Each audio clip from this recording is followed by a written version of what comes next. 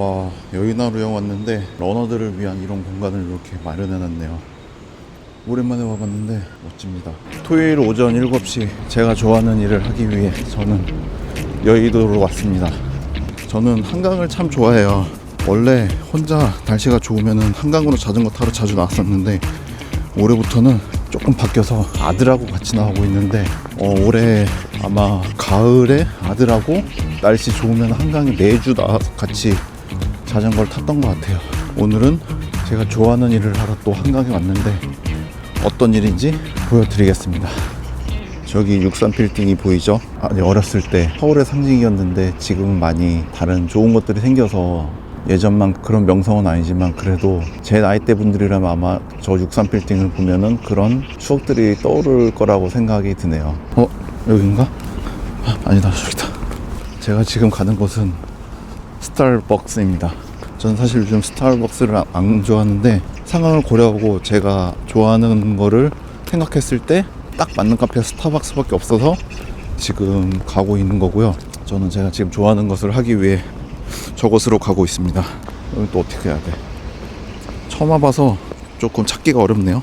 여기로 가는 건가? 맞겠지? 새벽의 한강 참 좋죠.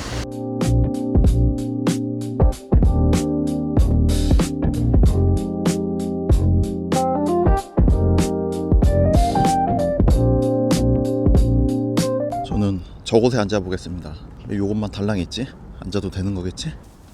어쩌고! 요즘 세대를 불문하고 반복되는 일상에 굉장히 힘들어하는 분들이 많으시더라고요.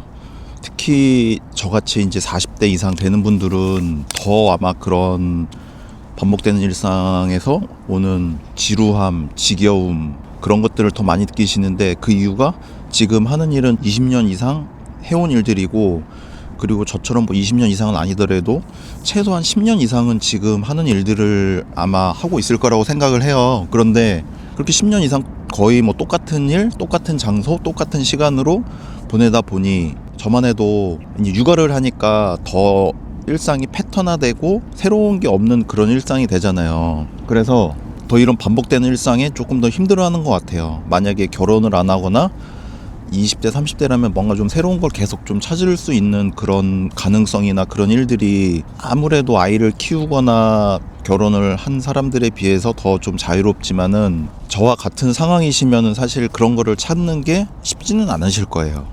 그래서 그런 얘기들 자주 하죠. 사는 게 너무 재미없다. 뭐 재밌는 일 없냐 이러면은 저는 또 극티거든요. 그래서 그럼 너 뭘 해야 재밌는데? 이러면은 그다음부터는 대답을 못해요. 뭘 하면 재밌을까? 이런 질문이 어떻게 보면 하소연하는 그런 거잖아요. 하지만 그냥 단순한 하소연이 아니라 그래도 마음속에서 진심으로 우러나오는 뭐 그런 소리라고 저는 생각은 하는데 그럼 뭘 해야 재밌는데? 이렇게 물어보면 사실 대답을 잘 못하죠. 그게 뭐냐면은 우리가 내가 뭘 해야 재밌는지 사실 아는 사람이 거의 없어요.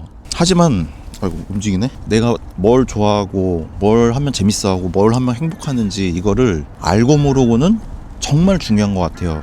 왜 중요한지는 조금 이따 다시 말씀을 드릴게요.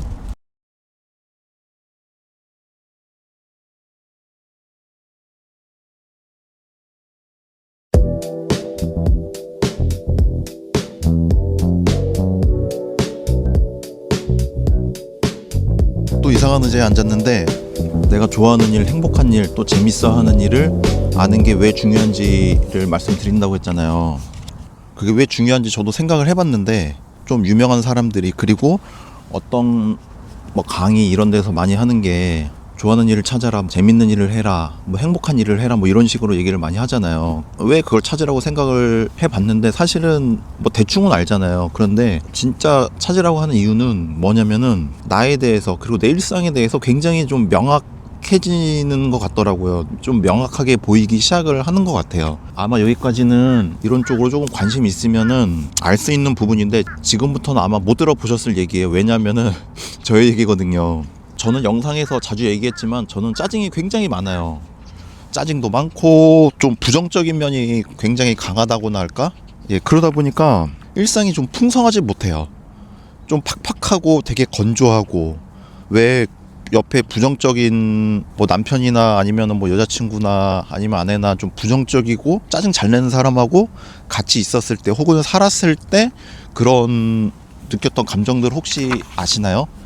되게 좀 메말라가고 제가 좀 그런 스타일이었어요. 저는 아실지 모르겠지만은 이 유튜브 영상에서 저 같은 이제 40대 남자 아니면 50대 형님들에 대한 기분 관리에 대한 이야기를 하고 있어요.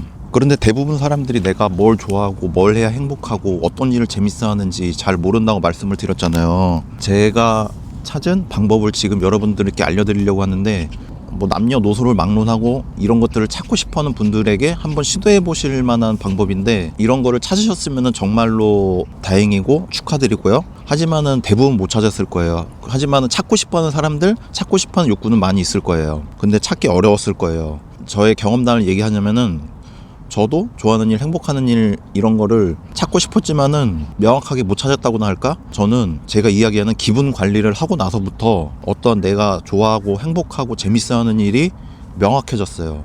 그리고 그전에는 내가 재밌어하고 행복하고 좋아하는 일이 되게 좀 거창했어요. 예를 들어 뭐 어딜 가야 된다거나 뭐 캠핑을 가야 한다거나 아니면 뭘 사야 한다거나 거창한 거였는데, 물론 지금도 그런 거창한 걸 좋아해요. 그런 거 안 좋아하는 사람은 사실 솔직히 없죠. 근데 요즘에는 되게 작은 것들, 오늘처럼 토요일에 출근하기 전에 내가 좋아하는 카페나 좋아하는 그런 상황에서 커피 한 잔 마시는 거, 이것만으로도 지금은 엄청나게 큰 행복함을 느끼고 있어요.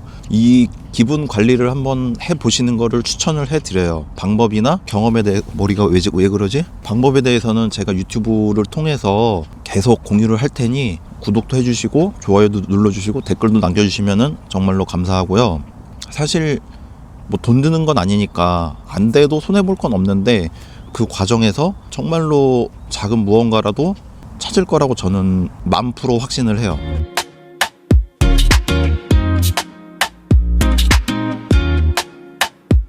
재미있는 일이, 그리고 행복한 일이, 좋아하는 일이 거창하지 않다 보니까 어떤 일이 생겼냐면은, 제가 되게 짜증도 많이 내고 좀 부정적이라고 그랬잖아요. 그래서 예전 같으면은 뭐 어떤 아들의 그런 좀 마음에 안 드는 행동 이런 거 할 때 굉장히 좀 짜증내고 감정적으로 대했지만은, 그런 부분이 이제는 굉장히 유연하게 넘길 수가 있고요. 그리고 이거 정말 중요한 건데, 그런 뭐 아들의 웃음소리나 아들과의 뭐 대화, 아들의 목소리 이런 거에 조금 더 집중을 하게 되고, 그렇게 집중을 하다 보니까 더 어떤 아들에 대한 사랑이나 그런 감정이 더 커지고, 그 순간이 또 저에게 큰 행복으로 다가오는 그런 경험을 하고 있어요.